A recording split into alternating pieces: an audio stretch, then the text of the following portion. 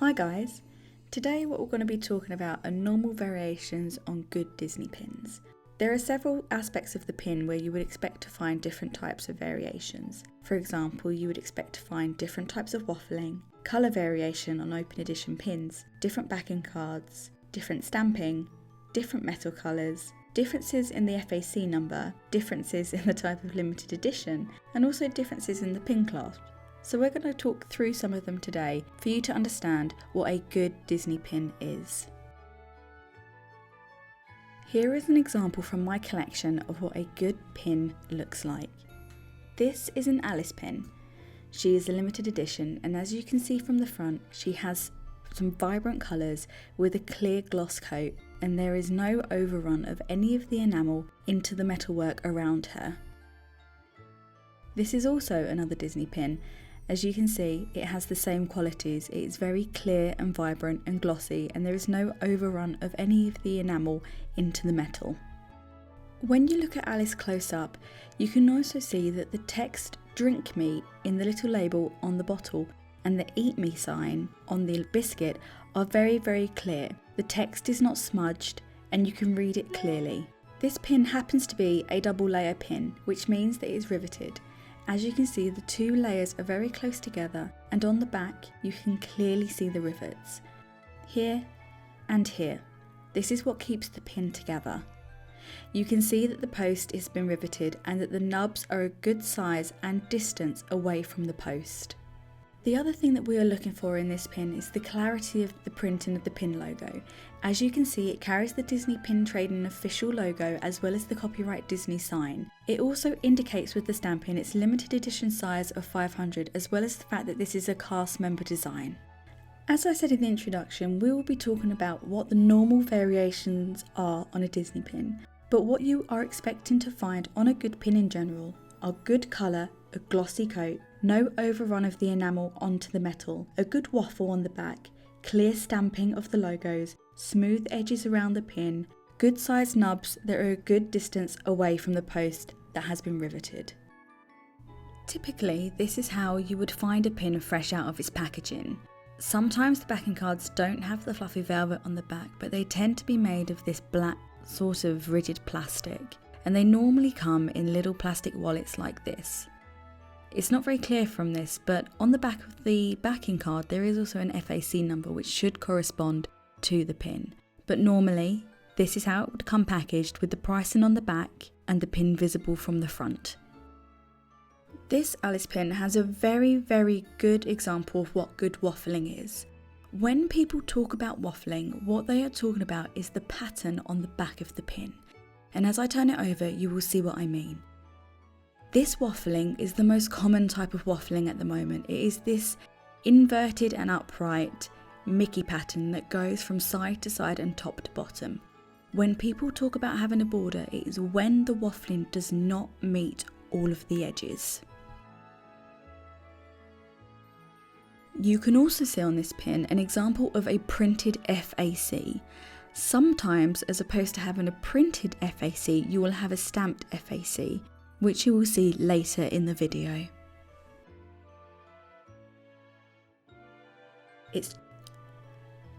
In this next pin, you will see another type of common waffling that we see nowadays. They are more often seen in open edition and European pins. This type of waffling is very, very generic. It is just this criss-cross pattern on the back of a pin. As you can see, this is a Disneyland Paris pin, and quite often a lot of Disneyland Paris pins will have this specific type of waffling. This next pin exhibits a type of waffling that you find on the more limited edition pins that come out of America in more recent years. This is a hinge pin. Although the inside of the pin has a decoration, this does not count as waffling. This is simply a decorative pattern they've put on the inside of the pin. As you turn the pin over, you can see the inverted and upright sorcerer hats. This comes almost exclusively on WDI pins, Walt Disney Imagineering pins. These pins are available to cast members only in Anaheim and in Walt Disney World. You can see the limited edition size of the pin of 250 as well as the copyright Disney logo. This is how we know that this is the legitimate pin. You can also see that the FAC printed on this logo is different to the FAC that was printed on the previous Alice pin at the start of the video. This one is printed in black, whereas that one was printed in silver. These Pin Trader Delight pins are available exclusively at the Studio Store in Hollywood, and they have their own exclusive type of waffling. As I turn it over, you will see that again it has the inverted and upright waffling, but this time it is of ice cream cones. This type of waffling does tend to have some issues. There are some pins that come direct out of the store that it looks like the pin has a border, however this isn't the case. Some of these pins have been faked, that is true, but this is a type of pin that actually comes with a lot of problems in the waffle normally. This pin also has a type of waffling that you can only find on this type of pin. This pin is what is called a Disney Auctions pin, and it has this gavel hammer waffling with the Disney sign. Disney Auctions used to sell some very rare limited edition pins, and they aren't around anymore. There aren't a lot of auctions pins available for sale, so sometimes people might not realise that this is a legitimate type of waffle. Certain locations will have a designated waffle. For example, this pin, which has come out of the NYC store, has its own Disney store waffle. To show you just how many different types of waffling you might find, here is another example of an NYC pin. This pin doesn't have a waffling, it has a hammered metal effect, but it has a different stamping. As you can see, it has the World of Disney and the NYC with the Mickey. If you look closely, however, you will see at the bottom there is an AP stamping. What this means is the artist proof. There is around 23 artist proof pins made of every single pin that is ever made. These are the pins that go to the artist and they have a look through them before they are released. There is another type of stamping like artist proof that you can find on a pin, and this is the PP pin, the pre-production pin. Only 3 pre-production pins are made of each pin before they go into full production. As you can see on this Aurora, although she has the normal hammered metal style, you can see next to the copyright Disney logo that there is a PP stamping, which means that this is a pre-production pin. Some of the older pins have a very old style of waffling. This is a Mickey Mouse pin, and as you can see from the back, it has a very old-fashioned style Mickey logo waffling. It doesn't have the inverted Mickey in between each one like the current waffling does. And as you can see, it's got a really old stamp, the photo ball stamp. This is by no means a fake pin, it is just a very, very old one. Here is another example of an old-fashioned style waffling. As you can see, this is a Walt Disney cartoonist pin, and when you turn it over, it just has the plain hammered metal style effect. And it also has a very old style nub, which is pointy and sharp as opposed to the sort of round domes that you find on today's pins. You can also see the limited edition has actually been physically stamped into the back of the pin. It isn't the same as the way that they do the current stamping of stamped limited editions, but this is an old-fashioned style of doing it. Some of the very first pins made have absolutely no distinguishing features about them. As you can see from this Epcot pin, all that it has is the copyright Disney logo. It has no nubs, it has absolutely no effect on the back. It is just a very, very old pin. As you have seen with some of the pins that I've shown previously, there are different colours to the metals. You can have gold, you can have silver, you can have black. And there is also this kind of coppery sort of rose gold metal that you can find on some of the pins. Just to compare the rose gold with the normal gold that you would see on a pin, this is the difference between 2 different types of gold metals. Some pins are very, very intricate. This is a triple layered Disneyland Paris castle. As you can see, it has a drawbridge that raises to reveal a picture. And as you can see from the side, it's very, very thick, which means that it will be riveted.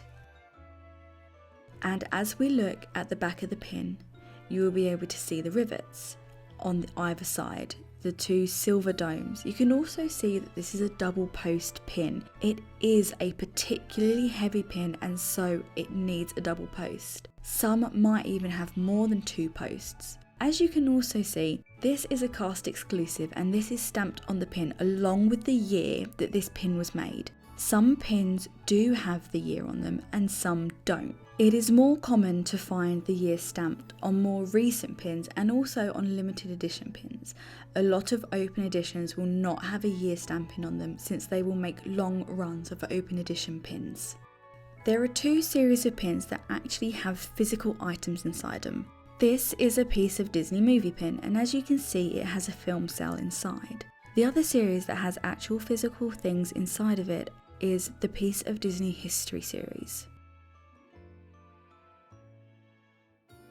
As you can see from the back, this has the current type of Mickey waffling, and you can see that it also has the piece of Disney movie history logo printing, as well as the edition size, the rivets, and 2 posts. The purpose of rivets is not just to hold a pin together. Sometimes a pin will have a moving part. As you can see from this Park Pack pin, this Cheshire has a head that spins around. And as you can see, that is what the rivet in the back is for. It allows the piece to move. So some rivets are not going to be solid and some rivets will allow movement on the pin. It depends on what the purpose of the rivet is. This pin only has 1 nub. It's not unusual to only find 1 nub, however, you would normally find 2. And as you can see, the FAC has been printed on this pin, but it isn't very clear. On this pin, we're going to look at some of the different stamping you might find on some more unusual pins. This is a Melinda and Brutus pin and it comes from a Sweetheart set. As you can see on the back, there is the old-fashioned type of crisscross waffling, but there are a bunch of different stamps. There is a stamp for the series it's from, and as I said, it's the Disney Sweetheart set. But there is also the limited edition size of 2000, the Disney logo, and then where it is from. It is actually from the Disney catalogue. And as with the pin we talked about earlier, the Disney Auctions pin, the Disney catalogue is not around anymore. So although it is a stamp that you will not find it on a lot of pins. Because this pin is from a Disney catalogue, it has a different type of clasp on the back. Normally you would find the rubber Mickey head, but on the Disney catalogue pin, it has the Disney catalogue logo, which is like a starburst. It is a lot more solid than the bendy Mickey head that you would find on pins nowadays. Having a different type of clasp on the back does not mean a pin is a fake. You can also find that Disney sell locking pin backs in their stores, which go on lanyards to prevent your pins from falling off. Here is a quick close-up of the Disney catalogue logo, so you can see where the shape of the rubber back comes from. As you can see, there is a starburst on the catalogue logo, and here is the starburst on the backing. Some pins also have dangly bits on them. There are quite a few around these days that have sort of a 2, 3 or 4 dangly things on it. As you can see from this Alice from the Grand Floridian pin, she has a teapot and a fork and a spoon. On the back though, you will see that she has a different type of stamping. She has a Disney Cruise Line stamping. Pins that come from Disney Cruise Line tend to have this kind of stamp on the back. And as you can see, she also has the old-fashioned star waffle and no nubs. On this Alice pin, we will show you some of the different types of stamps that you might be able to find on more recent pins. This was from the 65th birthday or anniversary of the release of the Alice in Wonderland film. So as you can see, it has a 65th teacup stamp, but you can also see that it has a stamped FAC, an actual physical metal stamp, as opposed to a printed black stamp. There are also different ways for Disney to identify that a pin is a limited edition pin.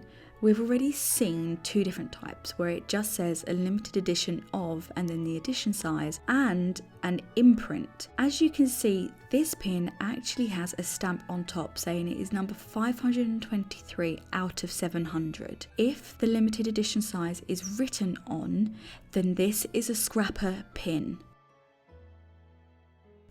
One of the final variations you might find on a pin is that it might be signed. Sometimes the backing card is signed, as with this Alice in Phantomland pin. When I turn it over, it will be signed by the artist that designed the pin.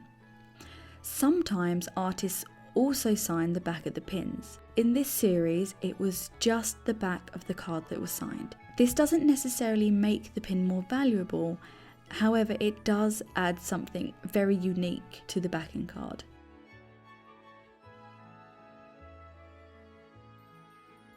As I just mentioned, sometimes the actual pin will be signed instead of the backing card. On this Small World pin, you will see that the artist has actually signed their name onto the pin. The other things you can see are its edition size, and also that it's a slightly older type of pin since it has the old-fashioned waffling and the sharper nub. It also has a metallic clasp as opposed to a rubberized clasp. Again, this doesn't mean that there is anything wrong with the pin. Maybe somebody lost the clasp, maybe this is the one it came with, or maybe this is what somebody replaced it with. The clasp has normally no bearing on if the pin is good or bad.